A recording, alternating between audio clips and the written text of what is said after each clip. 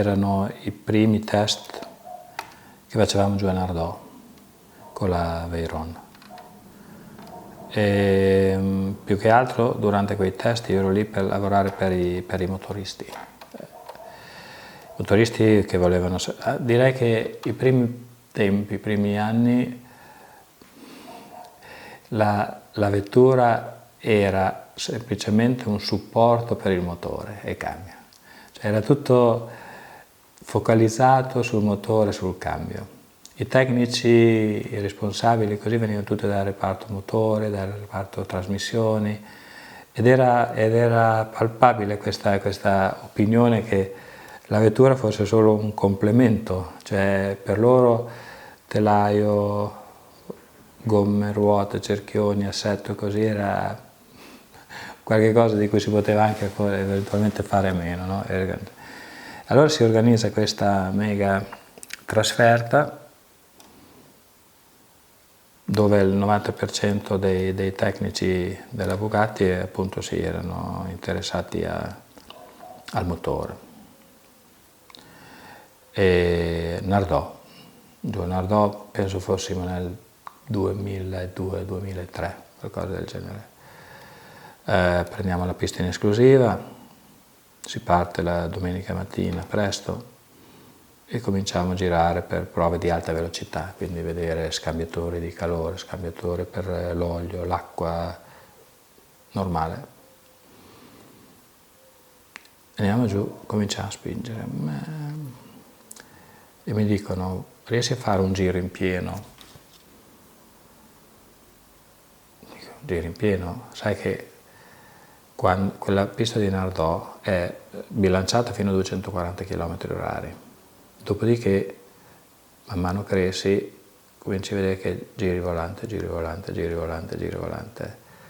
A 360 km/h hai un'accelerazione laterale intorno a 0,3-0,35 G, quindi qualcosa che comincia a essere importante. E rimanere in questa situazione per 12 km non è proprio salutare, no? Non è proprio la cosa che i costruttori di pneumatici desiderano più di tutti, perché hai un trasferimento di carico, quindi dall'interno all'esterno, per via dell'aerolio. Hai comunque un angolo di deriva importante, perché sei sempre lì e quindi le temperature vanno su. Comunque, nonostante questo, io ho fatto quello che mi hanno chiesto di fare e tenevo giù. Facciamo il primo giro, loro analizzano, poi mi chiedono: puoi fare 2 giri? Perché abbiamo visto che non era ancora regimate, le temperature continuavano a salire. Dico: guarda che 2 giri sono tanti. Comunque ci proviamo, facciamo 2 giri in pieno. Alla fine del secondo giro in pieno, che è una cosa un po' da pazzi, 390, 398, perché Nardò comunque ha dei piccoli salisenni, allora vedi che prende 100 giri in più, 100 giri in meno, no? Comunque ce la giocavamo tra i 395, 390, 398, attorno a quei valori. Improvvisamente, proprio di punto in bianco, ho sentito come un piccolo, appena così, e poi bam, ma in una frazione di secondo proprio, improvvisamente non ho visto più niente. Era successo che il pneumatico era successo poco prima del chilometro zero e giravamo in senso orario. Il pneumatico anteriore sinistro è scoppiato. Nello scoppiare si è tirato dietro il parafango qua, si è crepato qui e è venuto su. Nel venire su si è tirato dietro anche il cofano anteriore, il quale naturalmente qui ha ceduto ed ha sbattuto sul vetro e il vetro si era piegato, collassato proprio in dentro. Cioè, io avevo un velo davanti a me dato dal parafango, mi ricordo ancora che era color beige, il cofano nero, il vetro assolutamente in 1 miliardo di pezzi e io facevo i 395, 398, nel caso più fortunato 390 forse soltanto, non vedevo più niente.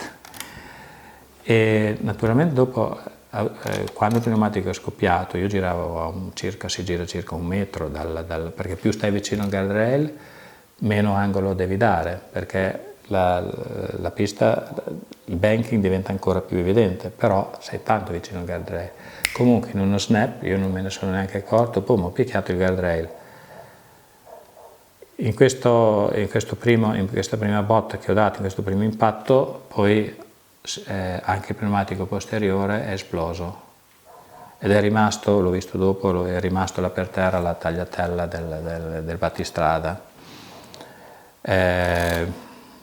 Le sospensioni si sono rotte perché abbiamo picchiato fortissimo, il cerchione proprio si era mosso all'indietro, così proprio sventolava come una bandiera. Me l'hanno poi detto dopo quelli che erano all'esterno che guardavano. Io, fra l'altro, credo che col casco, perché poi ho visto dei segni, dei graffi, ho dato una botta al vetro, al finestrino laterale, e non so se sono stato io o se è stato l'impatto, comunque l'ho rotto, o si è rotto. Io la botta l'ho tirata comunque. Al che, fra l'altro, la pressione che è venuta in abitacolo mi ha provocato un barotrauma, un eccesso di pressione proprio in abitacolo, tipo i 400 loro in aereo, apri il finestrino, qualcosa del genere. Però a quel punto, vabbè, il panico era, non vedo niente, sto andando fortissimo, provo di spingere un po' sui freni, il pedale era lungo, sentivo che non frenava. Sicuramente si era rotti quei fili, i tubi flessibili dei freni, insomma non so se davanti o dietro da tutte e due le parti. Non vedevo niente, non avevo i freni, cosa faccio? In un attimo poi, vabbè, mi è tornato il sangue freddo, dopo la botta, dopo l'intorpidimento così, ho capito che l'unica cosa che poteva darmi, diciamo così, direzionalità e frenarmi anche un po' era appoggiarmi il guardrail. Sapevo che in Ardò c'è questo guardrail lineare, bello, fatto bene così. Ho provato di riavvicinarmi, però evidentemente ho avuto troppa fretta o la risposta, avendo un solo pneumatico, è stata un po' troppo violenta. Comunque, ho dato un'altra prima botta, sono sceso di nuovo un po' verso l'interno e poi piano piano mi sono riavvicinato, l'ho appoggiata e ho cominciato a strisciare per rallentare la velocità e per non rischiare di cadere laggiù attaccato al muro interno, quello che divide la pista delle macchine con quella dei camion. Quello mi faceva paura. Faceva paura perché c'è il rischio di catapultare e poi la macchina si rovesci così.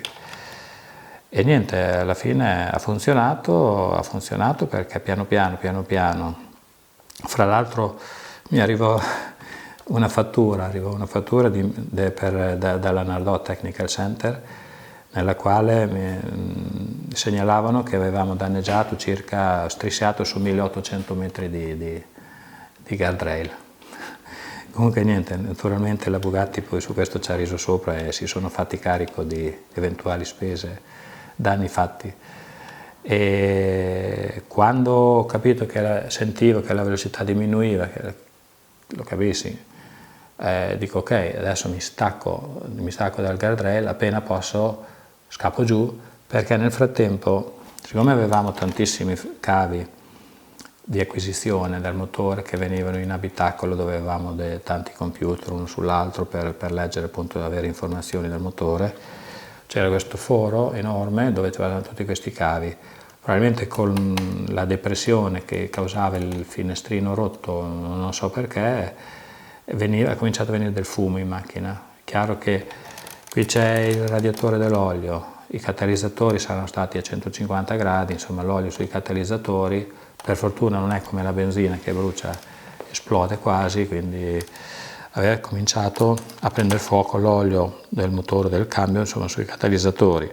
E io sentivo questo fumo che arrivava dentro, fra l'altro anche la mia tuta alla fine poi era tutta impregnata d'olio, non so da dove sia arrivato. E niente, ho sterzato un po' destra, l'ho lasciata scendere giù all'interno e poi forse non ero ancora fermo addirittura, ho cominciato a cercare di aprire la portiera per uscire, per scappare fuori da questa situazione qua. Nel frattempo avevo cominciato a slacciarmi le cinture, le 4 punti, 6 punti, però la portiera non si apriva perché probabilmente nel continuare a strisciare, sbattere contro i guardrail, si era un po' saldata fra la scocca e la portiera, perché allora le Veyron avevano la carrozzeria in alluminio e quindi mi immagino che questi riccioli che ci saranno venuti, insomma così, si siano un po' maschiati fra di loro, saldati come. Però sai, la voglia, il desiderio di uscire fa diventare ancora più forti quello che sei, quindi ho cominciato a dare delle spallate, dei calci, dei pugni, finché sono riuscito ad aprire la porta, a rotolarmi fuori, poi non mi ricordo più niente. Comunque sì, la cosa bella è che la scocca e tutto ha resistito benissimo, proprio prova che l'ossatura della macchina era veramente incredibile. E poi, a dire la verità, io non do neanche la colpa ai pneumatici, perché quel che ho sentito prima mi ha fatto pensare a un pezzo di lamiera che non era fissato bene, o che con le pressioni, perché erano le prime volte che cominciavamo a fare i 400 all'ora, e siccome aprivamo spesso una finestrella che non era di produzione, non era prevista, nell'Occari era stato fatto un foro con delle mollette normali così, che noi smontavamo spesso per cambiare un po' la regolazione dell'idroguida, le valvole all'interno, provare così, allora l'aprivamo e con una frequenza. Secondo me può essere che la pressione dell'aria, quella lamierina lì, si sia appena un po' mossa e che abbia tagliato il pneumatico, perché poi i due pneumatici interni erano nuovi, ancora nuovi, quindi non mi sento di dare neanche la colpa, la vettura si è comportata benissimo. I pneumatici interni, quelli che erano sopravvissuti, erano nuovi. Io penso che sia stato proprio un errore non dico di qualche meccanico così, ma forse di sopravvalutare o sottovalutare la pericolosità magari di cambiare magari le mollette un po' più spesso, non lo so. Però niente, è stata comunque per noi, per la Bugatti, la dimostrazione che puoi picchiare quella velocità e la scocca è rimasta integra, non c'erano neanche crepe, proprio niente, è stato solo danneggiato proprio la carrozzeria, le sospensioni, le parti esterne così, però la struttura ha tenuto benissimo. E per me, non so se è stato esperienza, sangue freddo, fortuna, o forse avevo semplicemente voglia di andare a mangiare il pesce alla sera. Comunque sono venuto fuori.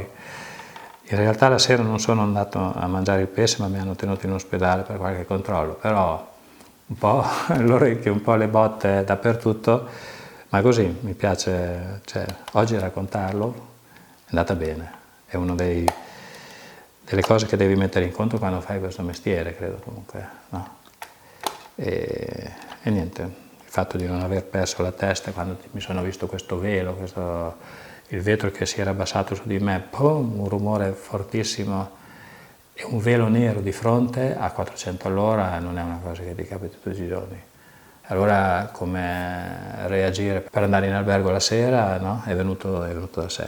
Ho mantenuto il sangue freddo, perché poi quando noi facciamo questi test devi sempre pensare cosa devo fare se succede qualcosa, ce l'hai sempre in testa queste cose qua, che qualcosa può capitare, e questo chiaramente deve capitare al collaudatore, non al cliente, per questo che noi facciamo questo lavoro, no? È andato tutto bene, comunque è andato tutto bene, e così ci ridiamo sopra.